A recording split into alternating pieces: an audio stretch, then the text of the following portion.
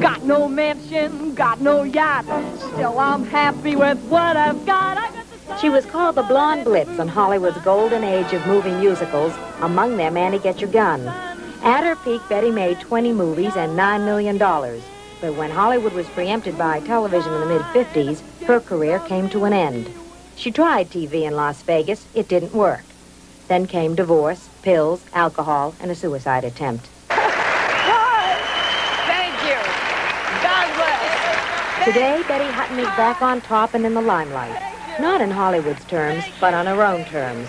After a rocky climb back to self-respect, Betty has settled in Newport, Rhode Island. Here she is the official greeter at the High Life Sports Center, welcoming the fans. The people love her. That acceptance, plus the help of a local priest and conversion to Catholicism, have helped Betty carve a new life. Thank you very much. Betty. Hi. How are you? Hi. Good luck tonight. Thank you. Okay. You put your life back together again. Yes, I did.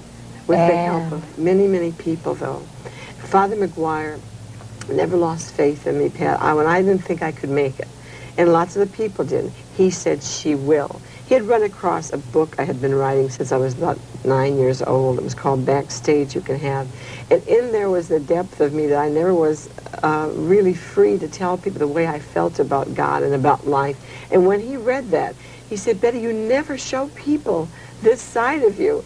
I said, I'm afraid to let anyone see any side of me except the real happy-go-lucky side, which is not all of it. You know, that was how I became famous. But trying to be that happy-go-lucky person so many years was very, very difficult, you know, very difficult. It's a fantasy world. And yes, did you get caught up in the fantasy? Very definitely. And when I started to take pills to keep going, you know, my life was in a nightmare at that time because the marriages crashed and I didn't know how to handle everything. I wasn't prepared to handle the advent of the great thing of television, the picture business being really on its way out, you know. I didn't know where to turn. It's the only business I knew. And I was terribly frightened that I wasn't in anymore. I just wasn't in. And when you're not in Hollywood, you don't have any friends. I literally don't have any friends out there. And people say to me, do you miss your friends in Hollywood? I have to honestly say, I don't have any. I never had any. You have friends while you're making a picture, while you're making it.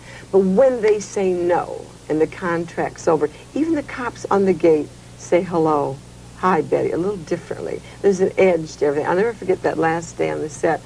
Everybody is just a little bit different toward you.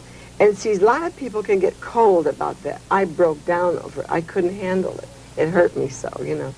All these years later, are you bitter about it? Not a bit. No, if I took time to be bitter, oh no. I was. Those 5 years of getting well was all that. Bitterness, hatred, that no one understood. Well, how could they understand me when I didn't? You know, it was no one's fault, Pat. It was just, I was in a world, I came from great poverty, and I became rich very fast, and I did not know how to handle it. And I didn't have close friends, and I didn't have Father McGuire to help me. But see, Father said that's the way it was supposed to be. Now I can help people in trouble because I've been through it. And God tried me and tested me, and thank God to be in New England with these kind of strong people. Inside, are you different? Is there a different Betty Hutton? I think so. I feel different. I'm a whole new person. I am not frightened anymore. I have the normal nervousness before working at night, you know, but not that god-awful fear. What if they don't like me? You know, that's a living nightmare. To live through that all those years, that curtain going up and wondering what's going to happen, and oh my God, bring the curtain down fast if something goes wrong, you know. It's awfully hectic. Anyone who doesn't think that show people earn their living are crazy. I mean, what you do, you know it's horrendous, the hours, the preparing, everybody's got to be in a great mood. If one person goofs, it's over. The people out front are the first to know you're just not making it. They never know why. They just know something's gone wrong, you know. This thing that you lived with all those years, will they like me? Will they like me? Yes. Why did you want them to like you? Because I was never loved as a child. You see, I was a bastard child. And that's a very lonely situation to be in. And my mother was very ill from the time I was a little girl, and I had to bring her up. I never had a home.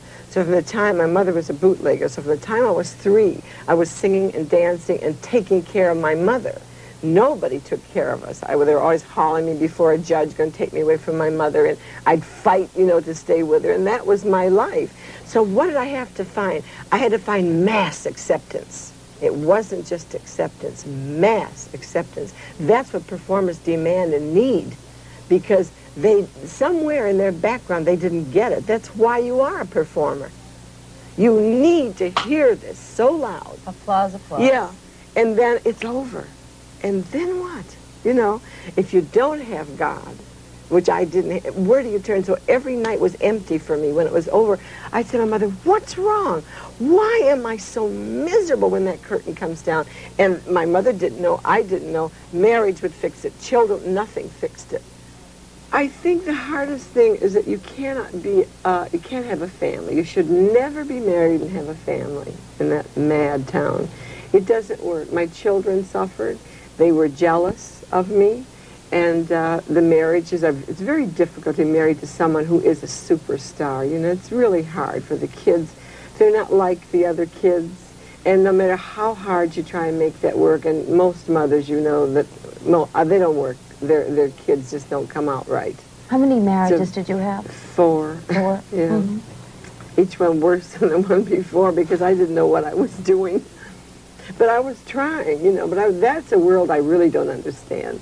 So I'm never going to try that again. You would get married again. I adore my children. I don't see my children. We've had an estrangement for a long time. My older girls are married. I have 6 grandchildren whom I've never seen.